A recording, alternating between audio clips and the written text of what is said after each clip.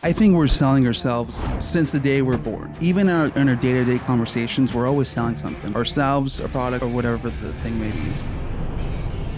The first step to selling anything is closing yourself, which means like you believe in yourself. At what point in your story did you start believing in yourself? I had a conversation with myself. If you've been the best at this job and this one, why can't you correlate that into solar? And I was like, there's no reason why I shouldn't be the best. And then I really was able to grow to that next level. And I'm still not at the final level. We're never done.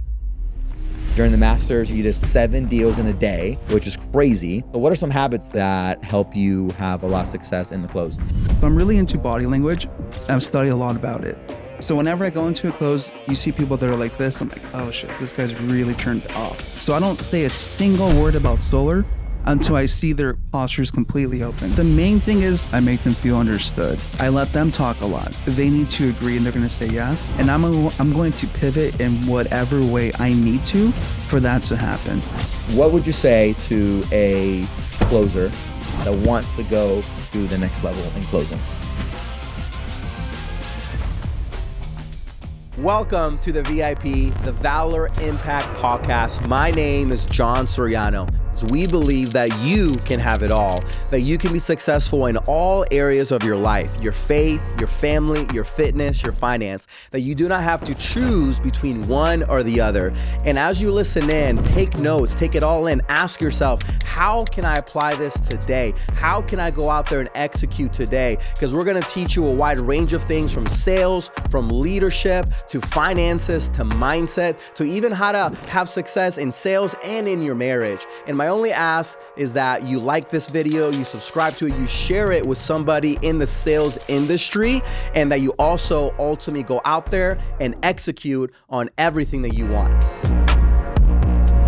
Welcome to the Valor Impact Podcast, where we believe that your best self is found on the other side of doing hard things. And the reason this podcast exists is to give you guys the tools, the techniques, the mindsets necessary to be able to take your salesmanship, your leadership skills to the next level. We do that by interviewing a lot of high-level individuals. Today, we have Andrew Van Lee on the podcast with us. Andrew Van Lee is a man that's been in sales for over a decade. He's been specifically in solar for a few years, and has actually a really powerful story of how the first maybe year he was in solar, he struggled hard, but now he's one of the top producing salespersons of the year. He was one of the nominees recently of top salesperson of the year. Has had many sales, hundreds and hundreds of installs, all within 2-3 years being in the industry. Has made great money doing so. I feel like every other day he's tagging me on an install post or a sales post, and I can't keep up with it. It's just always a sale or an install, sale, install, sale, install. So, Andrew, welcome to the podcast. Thank you, John. Appreciate that. Very, very good introduction, if I do say so myself. Yeah, I do. You know, and to remind the viewers, we are now in the series, The Art of the Close. And so where we really want to extract the gold out of some of the top closers that we have, and you're definitely one of those. You're in the top 5 category on the year for all of Legacy on, closing. You're clearly someone that's a master of your craft. You're someone that can go out there and generate a sale out of thin air. And from what I see on social media, your customers love you. You can tell that they are really bought into who you are as a person. And I always believe that the main product you're always selling is yourself, right? 100%. And so share with us your story, man. I want to hear a little bit about your background, what ultimately got you into sales. Because, I feel like sales isn't something that we kind of dream about. You kind of just stumble into it when you get older. So tell us your story and what made you get into sales. That's a really good question. So first off, I think we're selling ourselves since the day we're born, right? Even like when I was a kid, when I'm trying to get something from my mom, I'm acting a certain way so I can get the response that I'm eliciting from her. So even in our day-to-day conversations, we're always selling something. We're always selling ourselves, a product, or whatever the thing may be. But really what got me into sales, I think I want to say 22 years old. I had no direction in where I was going out, scratch at 24 years old. I didn't know where I was going. I just got out of a rehab. I had a long stint and problem with opiates. Wow. From Big Pharma. I was prescribed them for a decade, so I was heavily dependent. So you started as a teenager, sounds like. I was 15. Wow. Yeah. Didn't even graduate high school because of it. I was nodding out in classes, and it was just no good. Currently, I have a claim with Purdue Pharma and Endo Pharmaceuticals. So big check Friday coming in hot, baby. Woo!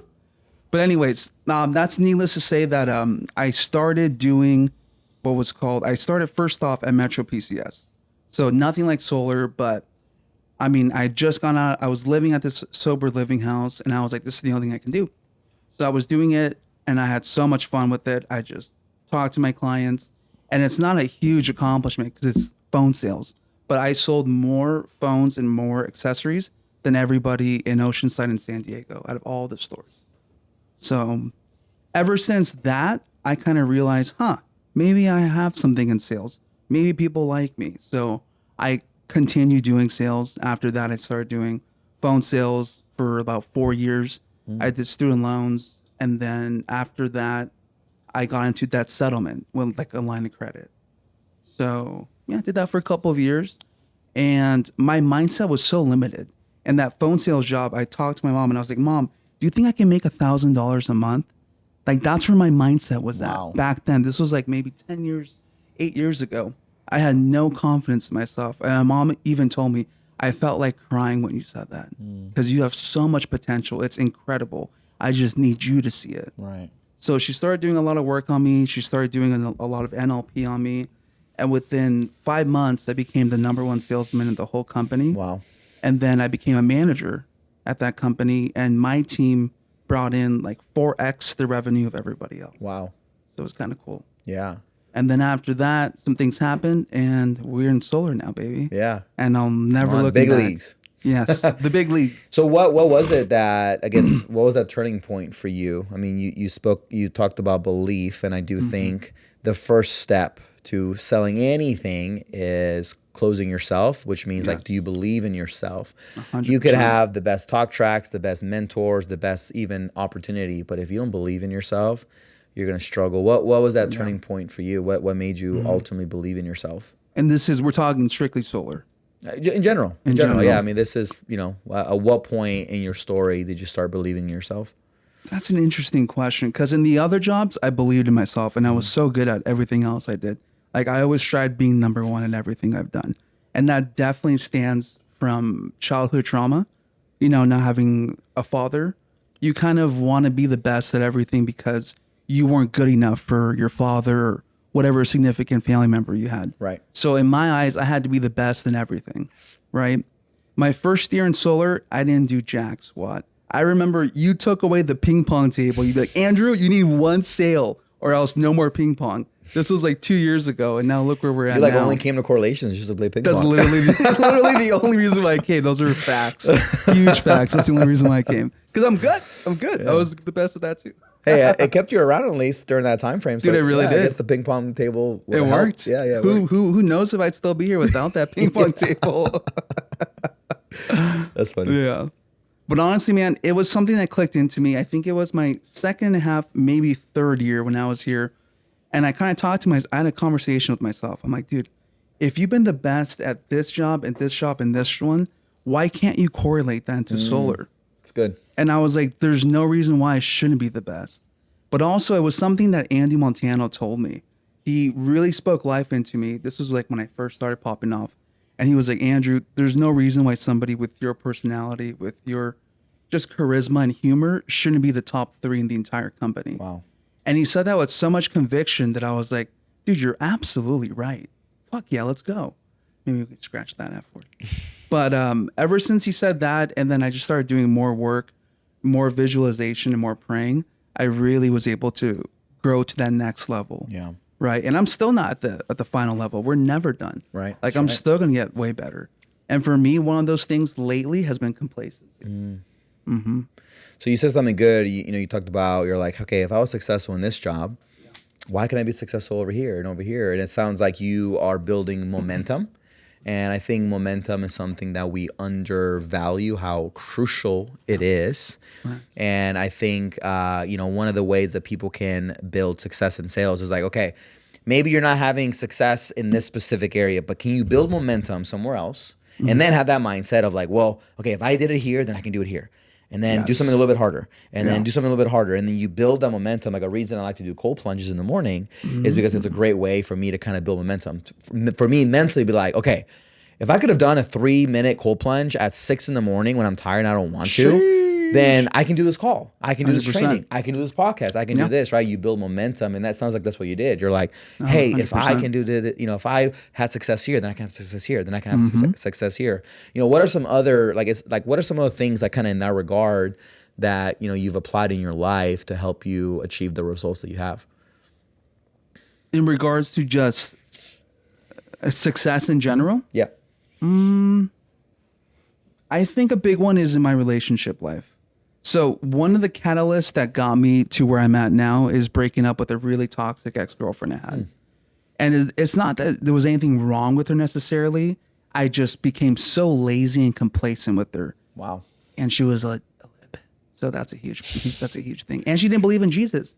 No, but those are facts. Like we weren't equally yoked. Right. And because of that, I always knew in the back of my head I needed to break up with her, but I took way too long to do it. Right. It's only when we went to Emerge, it was my first time going, that I kept praying about it. And I think it was God that just told me break up with her. Wow. So as soon as we came back, I asked her a really deep question. I'm not going to air it here. But when she said yes to that, I said, it's over. It's over. I can't ever marry somebody like you. Right. And then she was losing it. And she asked me, like, what are you going to do after this? And I said, well, I'm pretty much going to dial into work, become the best that I can be, and be top 3 in the entire company. Yeah. And that's exactly what I did. What I'm hearing That's is, pretty awesome. success sometimes isn't an addition game. Sometimes it's a subtraction game. Correct. Right? Sometimes you have to ask yourself, what do I actually need to subtract from my life that isn't serving me, that isn't helping me achieve where I want to go, or it's kind of keeping me stagnant? And it sounds like, okay, you determine, hey, this relationship, like you said, nothing wrong with the person, but you determine like, okay, this is keeping me stagnant.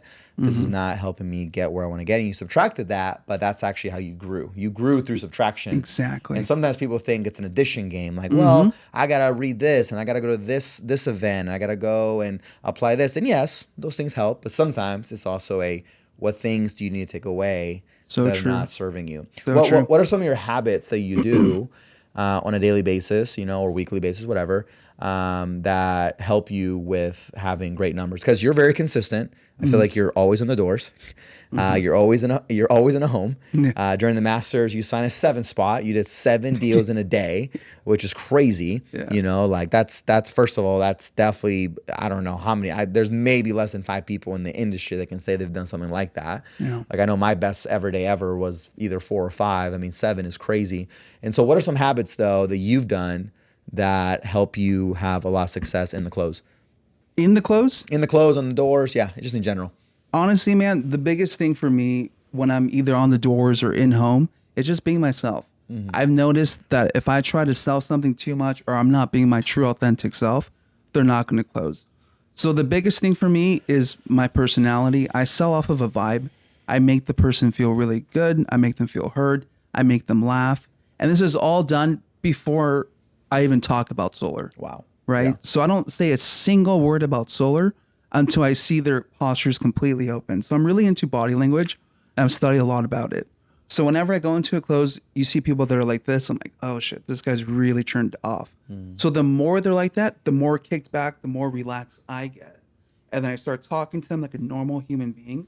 And until I see their walls completely open and their hands are open and now they're marrying me, that I get into solar. So there's a lot of diffusing that's done and things that I do that are very done intentionally. But for the homeowner, it seems like it's completely unintentional. Because I'll say super goofy things. I'll pretend like, where were we after we get on like some crazy tangent? But I know exactly where we're at. I just say those kind of things so I can humanize myself. And they see myself as just dude. A goofy Literally, little dude. Jack said that same thing. Yeah, he said that. He's just funny. He said he had a mentor that taught him that he was doing a presentation, and like in it, he said that he was like, oh, where were we? And then somebody in the audience was like, oh, you're talking about this. But then later on, he was like, I actually always knew where we were. I just wanted to 100%. demonstrate that this allowed me to appear like a human. Yeah. And I think so the best closes are the ones where it feels like a conversation. That's like exactly how I'm it having is. a conversation with a friend. I completely not agree. a presentation, not like a pitch. and you do that really well, right? When people feel like, and there's certain things, of course, you do to make sure you come off as very just authentic and human. And that's one thing I like about your style is that you're the same person in real life as you are on the doors and as you are in the clothes. That's facts. And so, and hey, listen, some people, they maybe don't like how you show up, and that's fine. You're not looking for those people. You're just looking for the ones who vibe with you. Exactly. Right? Yeah.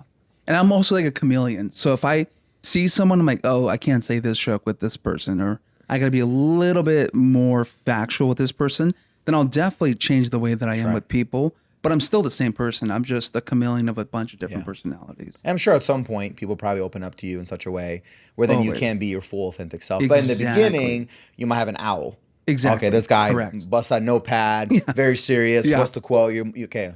Right now, it's not the time to be jokey. No. Right? Let me be a little bit more serious, more factual. But then over time, right, he opens up, right? And then now you're more like kind of like laughing, giving high fives, and doing your thing. Yeah. Honestly, those are my favorite ones when they're like super mega owls.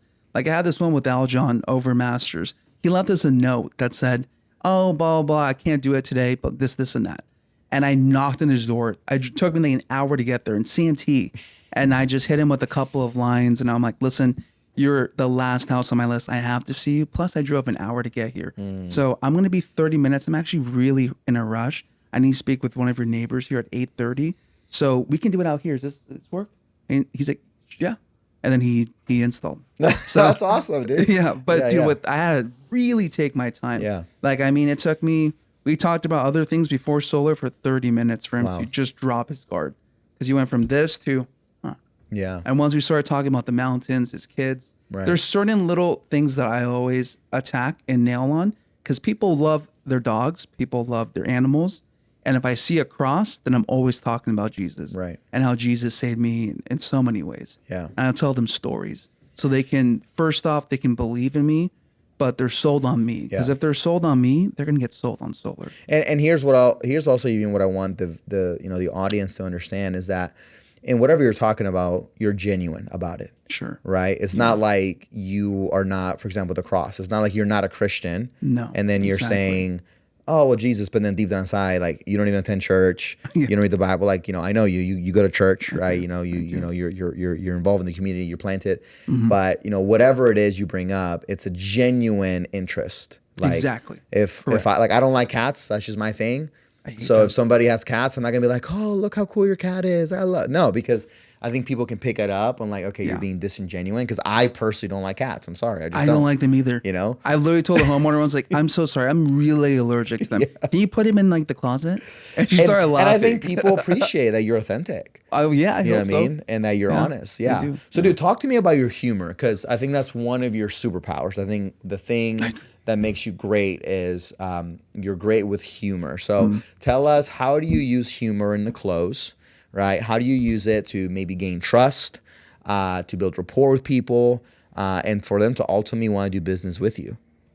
God, that's a hard question. So when it comes to interviews and me thinking about the type of humor I use, it's hard for me. It's something that just comes to my mind. Yeah. And whatever is on my mind, I just say it. Yeah. Like I can tell you for now. Let me ask you this then: are you using it in the beginning a lot, or is there a certain thing you wait for to be like, okay, once we cross this, then I'll start talking about humor, right? I know earlier you mentioned you want to get to know them more. Sure. Like, or are you using it like if you knock a door, right when they open it, you're already kind of cracking jokes? Like, that's a good question. Talk us through that process. So I'm really good at reading people's vibes.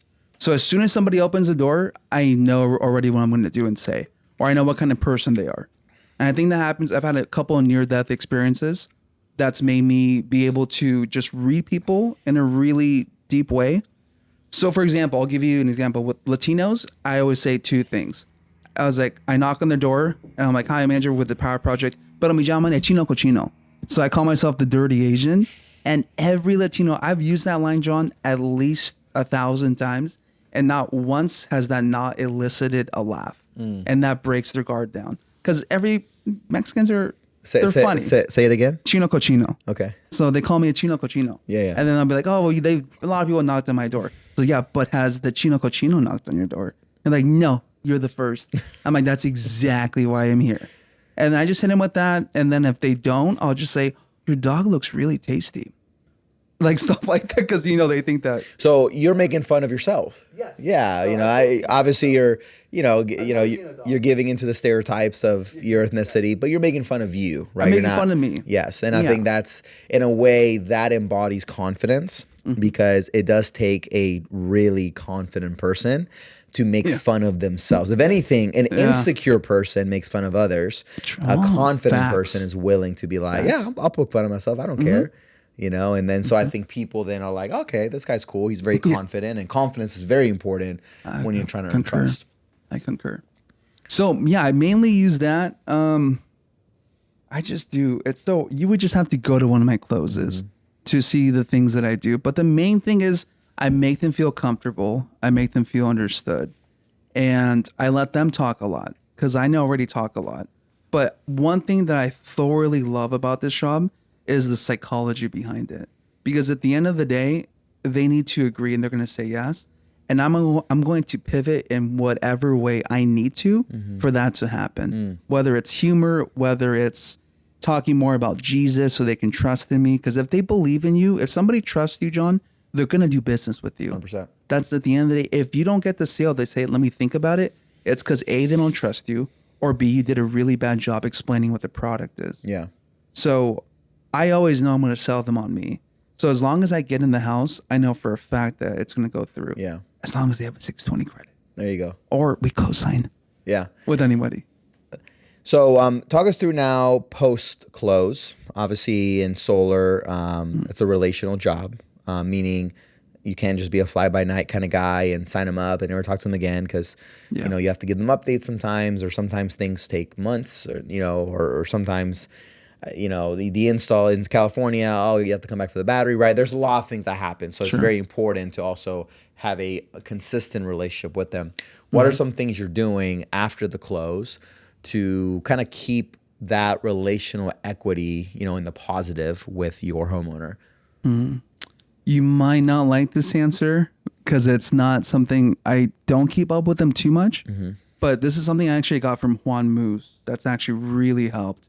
I send them a picture of the photo that we took together, and I say, hey, it was so nice meeting you guys.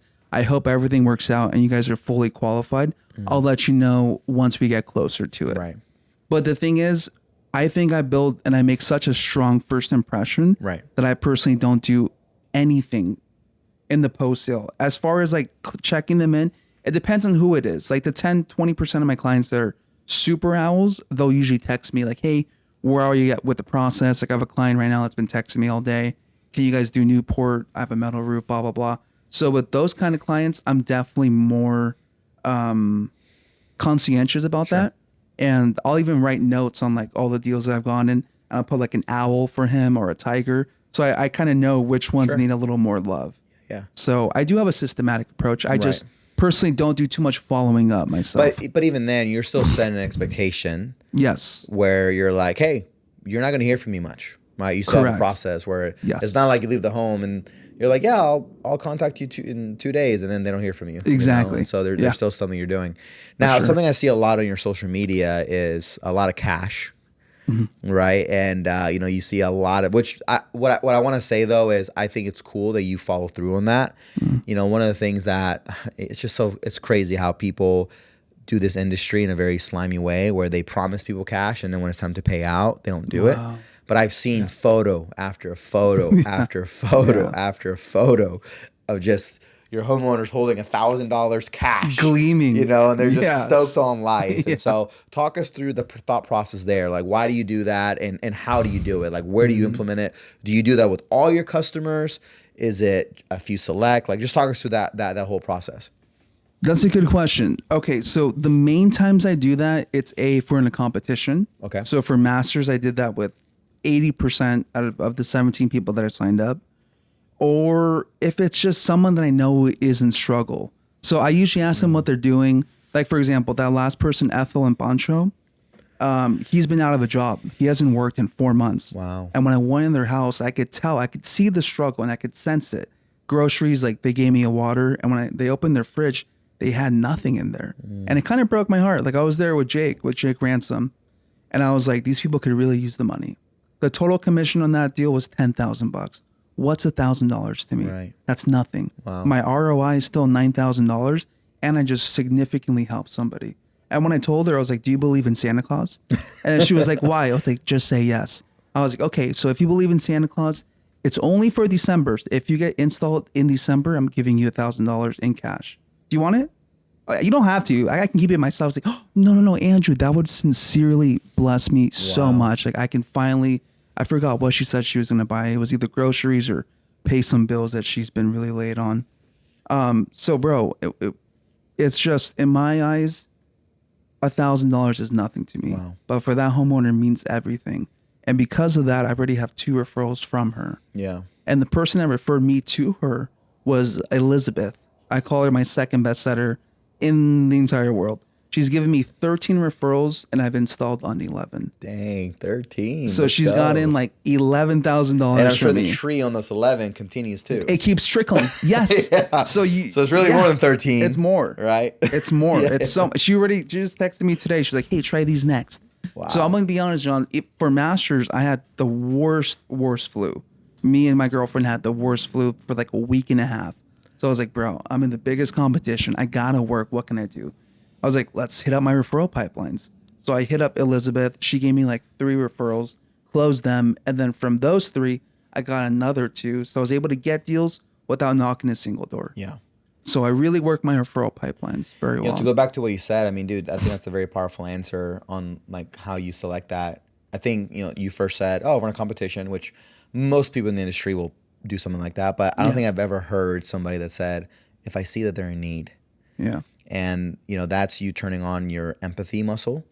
And I think we need more of that. We need more salespeople that are empathetic towards other solutions. Because what we're doing is a big deal. Like we're putting a 25-year agreement on people's roofs, right? We're completely switching how they get their power. Like it's a big deal. And I love that you go one level deeper and you just say, hey, if they're in need, that's it. Like that's the qualifying metric is like, hey, if they're in need, great. Why not? Let me help them. I'll give them It's money. an abundance mindset, right? Abundance. You're like, yeah, I can either make 10 grand or I can do 9 grand, but dude, I'm sure the level of joy you feel, that's priceless. And that keeps you going because when you make this job, when you make any job about serving others, you'll never get bored of it. You'll never tire out. You'll never burn out. That's it. And now it's funny as I'm hearing it, it's now starting to make more sense why your results just keep going and going and why, dude, I've seen you do crazy numbers in a competition. And then next week when the competition's over, you're still putting up. I'm like, this guy, but I get it now because you've made it. Like I've never heard somebody say that where you're like, oh yeah, if they're in need, that's powerful. And I'll be real. Like I've never thought like that. For me, usually when I give $1,000, it's more to get the sale, right, or to get a referral, right. It's more about me focus. But I've never heard somebody say, no, it's just that's cool. Like you're like, yeah, I looked at the refrigerator and I could just tell they didn't ask you for it. No, you offered it. But of course, the law of sowing and reaping. You sowed into that, and it's no surprise you got referrals. But you didn't do it for the referrals. No, not at all. I didn't think I was going to get any. And honestly, I think when you make it more than yourself and more about the other person, they can sense it more than anybody else. So a really strong pullback that I do, I'm like, listen, if you don't want solar, if you're not super excited to do it, I don't even want you to do this. I'll literally just go. Because at the end of the day, this is for you and your family. And I want you guys to be not just stoked. I want you guys to be ecstatic about saving this money and doing this. So I really could care less. Like I have such an abundant mentality that whether they do it or not, I could care less. But it's because I think like that, they want it even more. People want what they can have. And if you come on too needy, too desperate, or commission breath, you're going to scare that thing away like no one's business. But when you come in it with a place of like empathy, I'm doing this for you. This isn't for me. Yeah. This is just another day at the job for me. Wow. Then the numbers are going to keep replicating. And that's how you make your closing ratio from a 70 to like basically 199%. Wow. What's your ratio? For the past... Let's say you sit with 10 homeowners. They're all good leads, good sets. You sit with 10. How many you close? 10. Let's go. I'm serious. Okay. Yeah. Love it. As long as they pass credit. And if they don't, then I go infin. And I say we can use anybody, any vested person. I don't know. That's daughter, 620 is a little bit misleading. I feel like it totally is. It's not misleading. 620. It's not really 620. It's like a 640. If they have one late payment, which come on, let's be real, dude. If you have a 621, you definitely have a late payment. Everyone's gonna have a late payment. Yeah. Like there was this one home where I was like, I got a 640. And I'm like, it looks like we're gonna still need to use a second person. Yeah. So brother, sister, who do you got? And then they'll pull up their phone and they'll start looking. Sure. So Yeah. that's a really good financer that we have. Yeah. Good option. What else? Can you think of anything else you do specifically for the referral piece?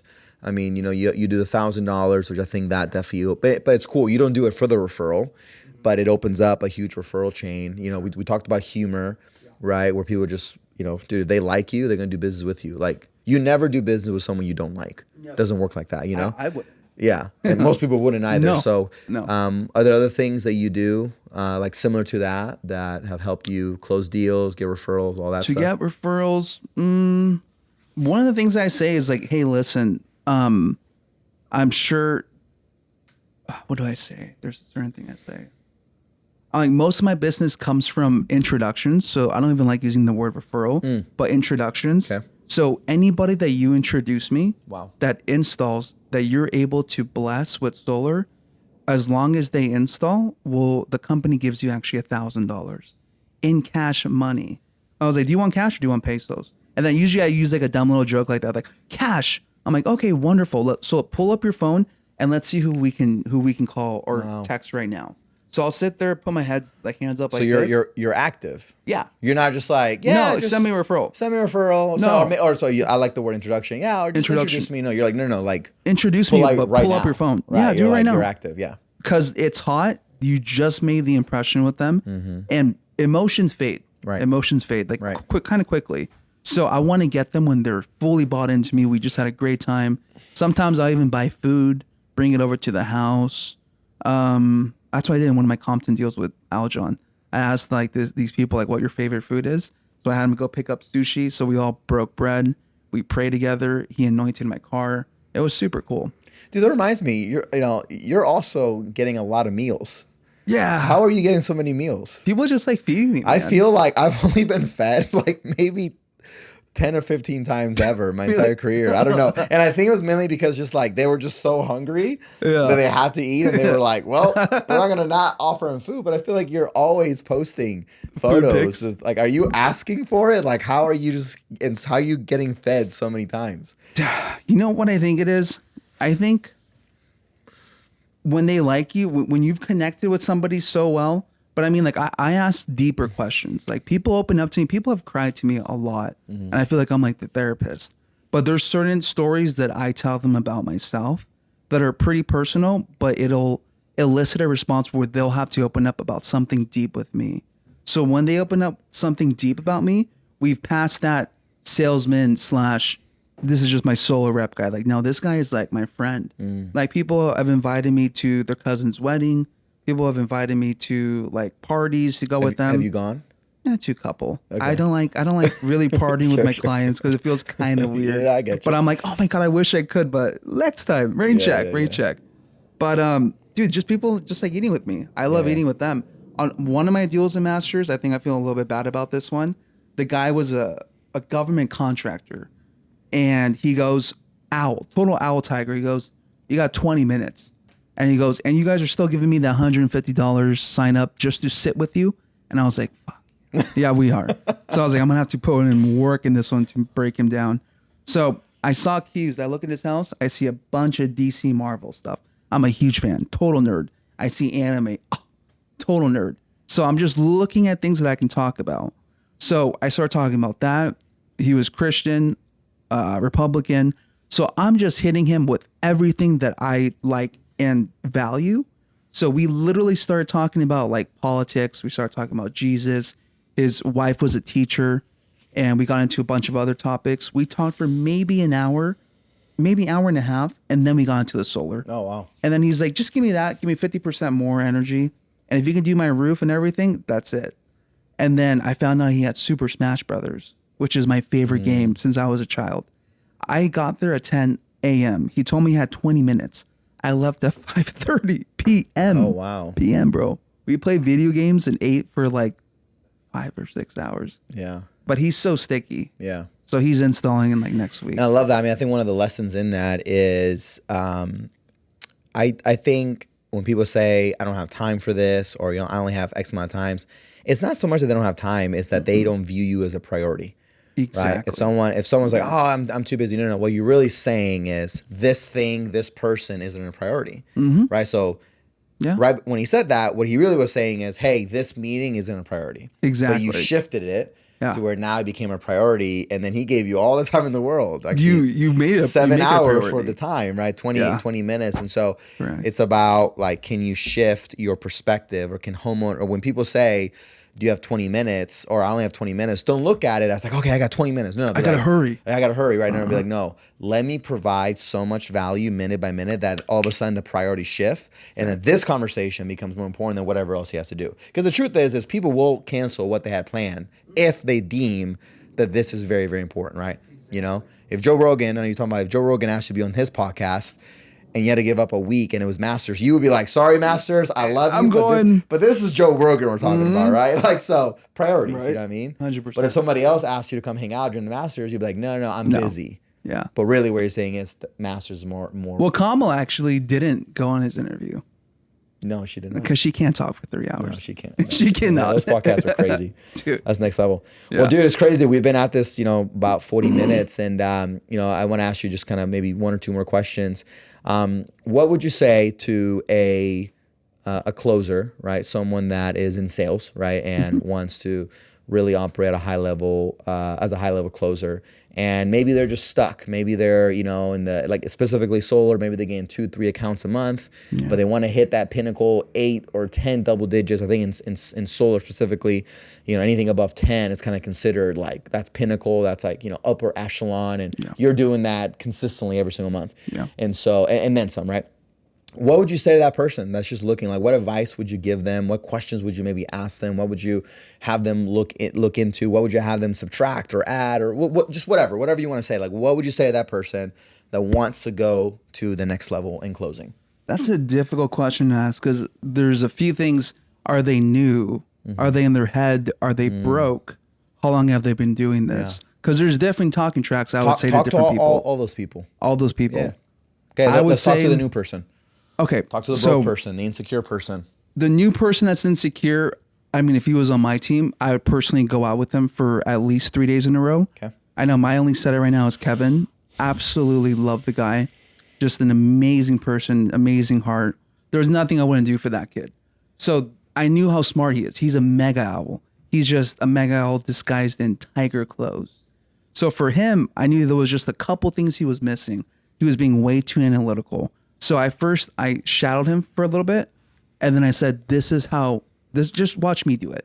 So you watch, and then you do, right? So he watched me in a couple of doors, and he was like, that was so easy. I was like, no, I made it easy by the things that I was saying and how I was acting. And by the way, I was portraying myself. Isn't that crazy how a lot of setters think that what we do is easy, but you're like, no, I made it easy. I made it easy. What you don't understand is I had this chess kind of game going on in my mind. Head. Yes. You just don't see that you game. Don't see that. And I make it look easy. Yeah. 100%. And I already have like a blueprint. Like when they say this, I'm going to say this. And this is a lot of trial and error. Sure. So I would just tell them, stop thinking so much. Get out of your head, first off, and just go out and do it, but have fun. Look at these homeowners like they're like anybody else. Wow. People always say like we're a pest for these people, and I hate that statement. I think we're a blessing to these homeowners, 100%. And if you can view yourself as a blessing, someone that's offering them energy, independence, stability, and helping out their family, it would be wrong for you not to go out there in your best behavior and just being your authentic, true self. Because Yeah. No, I was going to add when you said, man, look at yourself as you're a blessing. Have you seen the video where the guy is, I think, in New York, and he's like passing out like 10-ounce gold bars? Have you seen that? Is this Willy Wonka? No. It's like this guy's legit. He's actually being like, do you want some? No. It's legit 10-ounce or 1 ounce, whatever, 1 ounce, I don't know, whatever, 1 ounce gold bars, right? I don't know what the worth is, but it's for sure a couple $100, maybe a couple $1,000, right? And people are rejecting him. Why?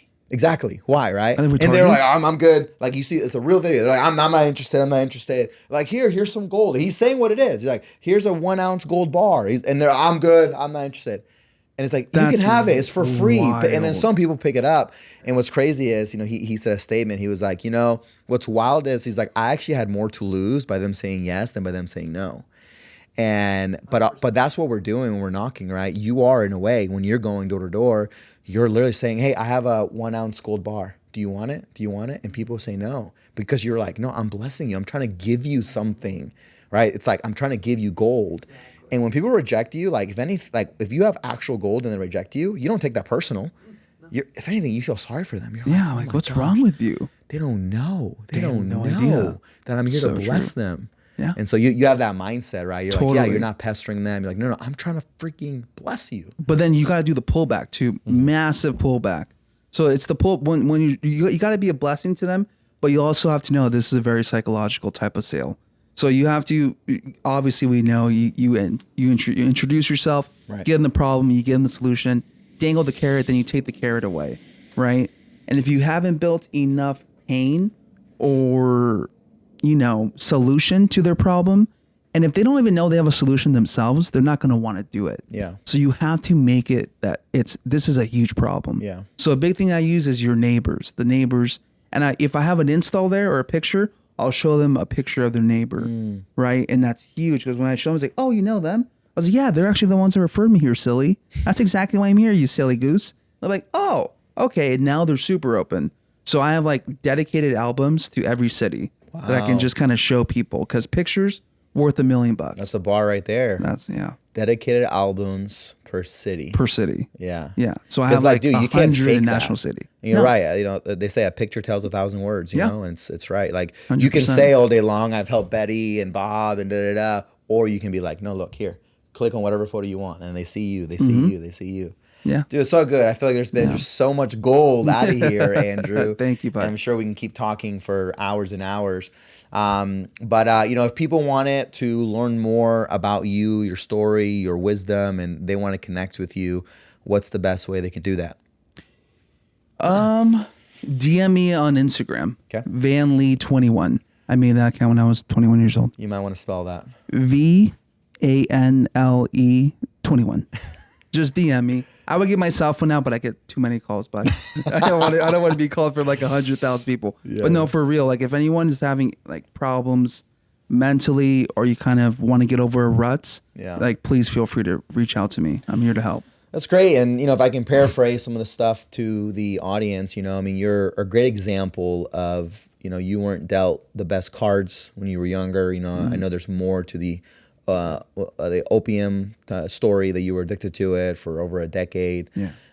And what I love about your story too is that me and you are similar in the sense of your first year in solar, you didn't do too hot, and I didn't do too hot either. My first year in solar, but we were committed. We didn't give up, right? We just were like, no, I want to figure this out. And now, you're one of the top closers in all of Legacy. One of the top guys in DNA. And I love that story of not giving up when things get difficult. Amen. And you have a lot to share, and there's a lot of wisdom there. And so I hope that this inspires somebody out there that doesn't matter where they're at. Yeah. They could be currently right now strung up somewhere that they can, if they decide, it's gonna be hard work. Yeah. It's not gonna be easy, right? It's gonna be hard work, but they can decide to also make their lives great. So absolutely. Andrew, thank you so much, brother, for being on the show. Welcome, buddy. We'll definitely have to do a round 2, because I feel like there's just even more gold to extract. Absolutely, John. Anytime, brother. Yeah. Anytime. All right. Thanks, brother. Thank you.